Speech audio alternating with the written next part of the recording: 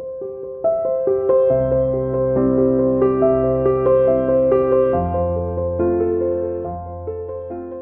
couple of things that seem to be really important. One thing that you're saying is that this was the vision of the school, and if after a significant amount of time, a couple of years, you're saying, you don't fit with that vision, then it's not that you need to change, it's that you probably need to find a school where you are a better fit, because this is what we intend to do. Yes, and I think I'm being very honest with that. I hate to say that some people they wanted something different than that because I'm so vested in habits of mind. But yes, people, and I have to say, in my recollection, 30 years ago, there was one person who retired, and then there was a couple of people who moved to a more structured school, which we wish them well, and they did well, and we still communicate with them.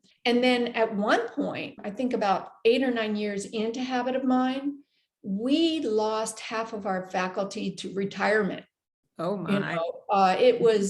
We lost 6. We had a very small faculty. It's much larger now, but we lost half of our faculty, and it was very disconcerting. We were thinking, oh my goodness, how do we hire people into our culture and help them to see it? And so what happened was the principals basically said, we are a Habit of Mind school. What do you know about that? So it became part of how we hire people and what we want people to understand about us before they come to us. So what I'm understanding is that in the process of you actually going through the hiring process, it strengthened your identity as a Habits of Mind school. Exactly. And helped everyone get clear about a way to articulate that, which then gave you, as I see your body language, even it gave you a sense of such pride. It was like, this is who we are. And now we invite you to join us, but this is what we do, which is very strong. And I hear in what you're saying, the strength of the leadership, because in the absence of that, that might not have happened. But because you had such a strong principal who really wanted this to happen, her leadership really made such a difference. Yes, and that was Cheryl Littman. The first principal I was under was Doris Choi, Cheryl Littman, and then Bonnie came back to us. When I started, Bonnie was a counselor, and then she went to Bonnie become Troxel. Bonnie Tabor. Okay. Yeah. I just wanted to make sure people knew who you were talking about. Yes, Bonnie Tabor, sorry. But yes, Bonnie Tabor came back to us and stayed for 17 years before we retired, before she and I retired together. But it was interesting how each leadership listened to the teachers, valued the teachers, saw the students' needs, and supported that through Habits of Mind. It was a very big buy-in by the administration too. Okay, so for people who are listening to this, if you're at all interested, we have some beautiful movies, videos of this wonderful school, Waikiki School, and you'd be able to go to our website. We'll put a link onto this so that if you wanted to see more of the school in action, then you'd be able to at least see a little piece of it. And so another question that I hear very often is, so 16's a lot. And do they ever cluster? Do you ever, I sort of heard you saying it, like when you said we did research, I heard you clustering some, like some got together and made sense. Can you talk a little bit about how you managed to invest everyone in 16 and at the same time realize the relationship among them? Exactly. And they are very interrelated. So one of the things that we felt very strongly about is a school-wide focus. So we had a monthly mindful focus, and we chose habits of mind that matched the things that we were doing in that month. For instance, when we tested in April, we were using precision and accuracy.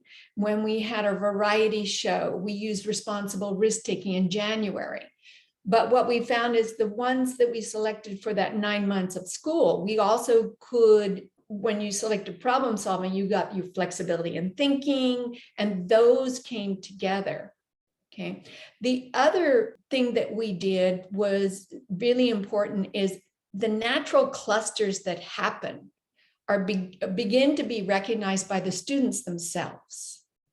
And a good example of that was I made these cards for habits of mind. And they were sitting on my railing on my whiteboard. So I'd give directions, and then all of a sudden I'd say, I'm wondering what habits of mind we can use for this.